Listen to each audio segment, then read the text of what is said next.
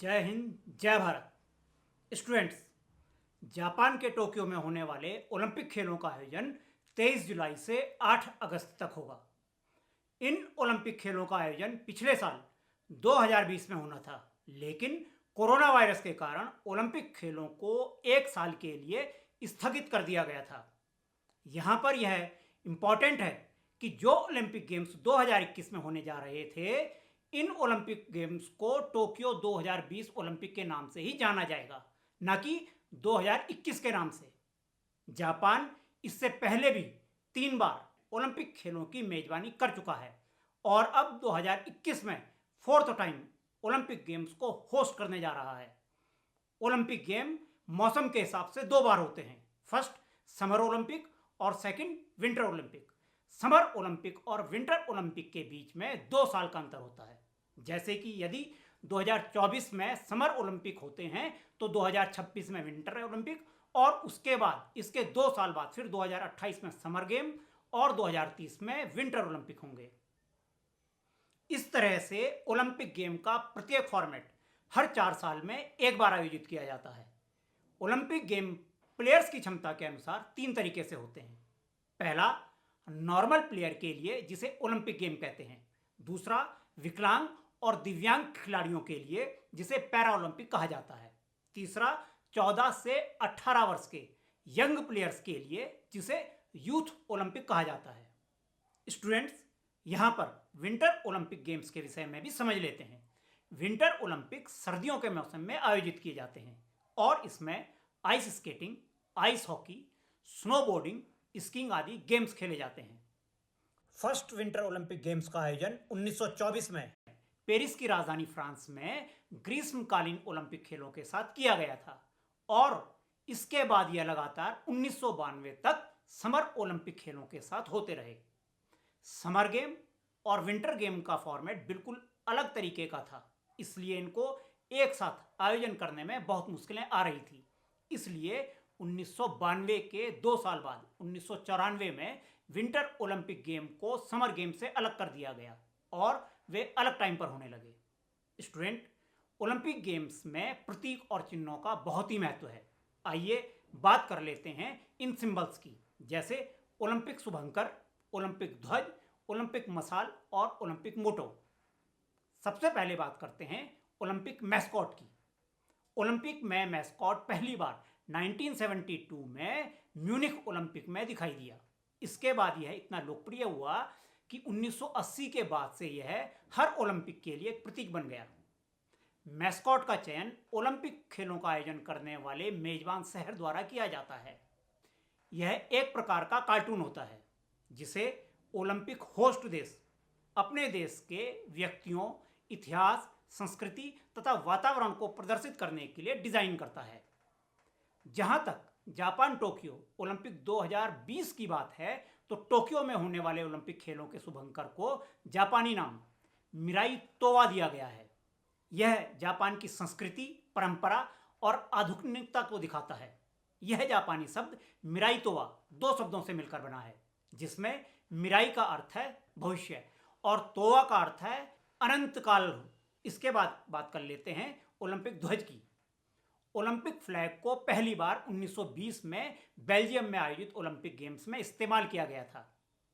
यह flag silk से बना हुआ व्हाइट कलर का होता है और इसके बीच में ओलंपिक का प्रतीक चिन्ह 5 छल्ले होते हैं। यह 5 रिंग दुनिया के 5 मुख्य महाद्वीपों एशिया, अमेरिका, ऑस्ट्रेलिया, यूरोप और अफ्रीका को दर्शाते हैं। यह छल्ले 5 इंटरलॉकिंग रिंग हैं, यानी कि यह पांचों रिंग एक दूसरे से जुड़े हुए हैं।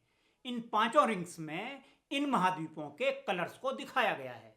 इसमें blue colour Europe, yellow colour Asia, black colour Africa, green colour Australia और रेड कलर अमेरिका के लिए है। अफ्रीका के लिए ब्लैक कलर इसलिए दर्शाया गया है क्योंकि अफ्रीका पिछड़ा और गरीब है। इसके अलावा इन 5 छल्लों में यह 5 रंग इसलिए चुने गए हैं क्योंकि इन 5 रंगों में कम से कम एक रंग दुनिया में हर देश के फ्लैग पर मौजूद है।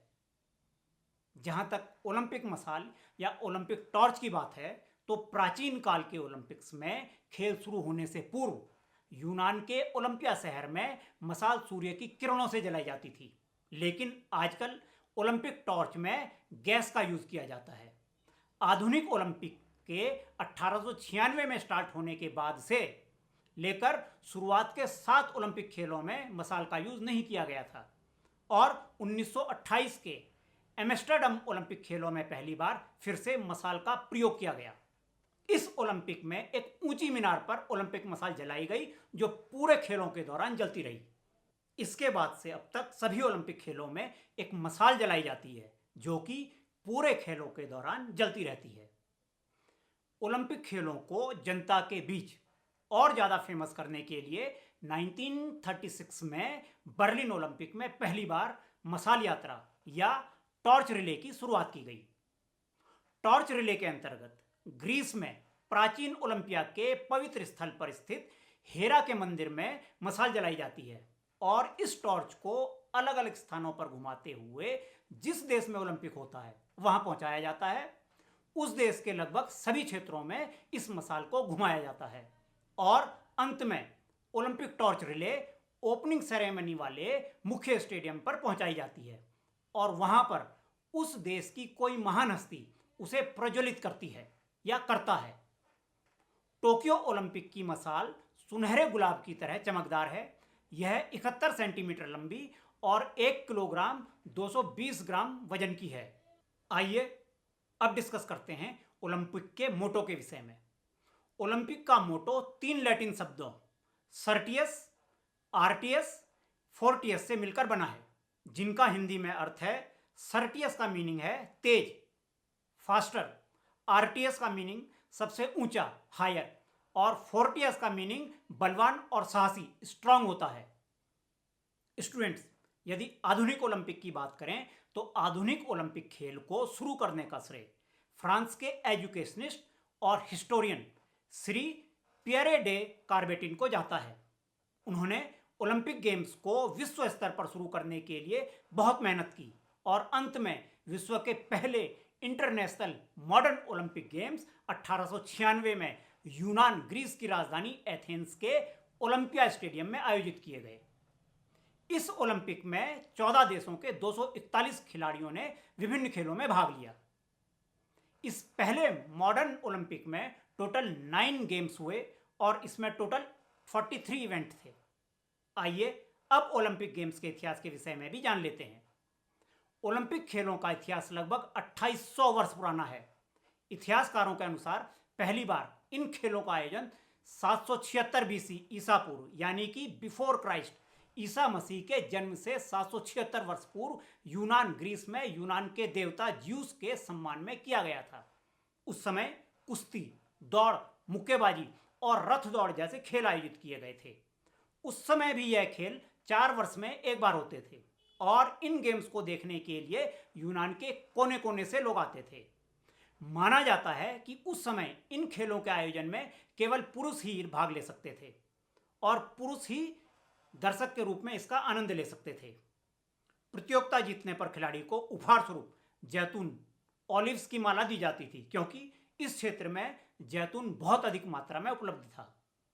यह ओलंपिक गेम्स 12 शताब्दियों तक चलते रहे, लेकिन बादशाह थियोडोसियस ने सन 393 ईस्वी में ओलंपिक खेलों पर प्रतिबंध लगा दिया क्योंकि उसे यह लगा कि इन खेलों के प्रति लोगों की दीवानगी बहुत ज़्यादा है तथा लोग देवताओं से ज़्यादा खिलाड़ियों पर ध्यान दे रहे हैं, जिससे धार्मिक मान्यताओं को ठेस लग रही है। इसलिए उसने 393 ईस्वी के आसपास ओलंपिक खेल बंद करवा दिए। प्राचीन ओलंपिक खेल ओलंपिया पर्वत पर खेले जाते थे। ओलंपिया पर्वत में यूनानी देवताओं ज्यूस और हेरा के शानदार और विश्वविख्यात मंदिर थे। यही कारण है कि प्राचीन ओलंपिक खेल ओलंपिया के देवताओं को समर्पित थे और इन खेलों का नाम ओलंपिया पर्वत के नाम पर ओलंपिक पड़ा।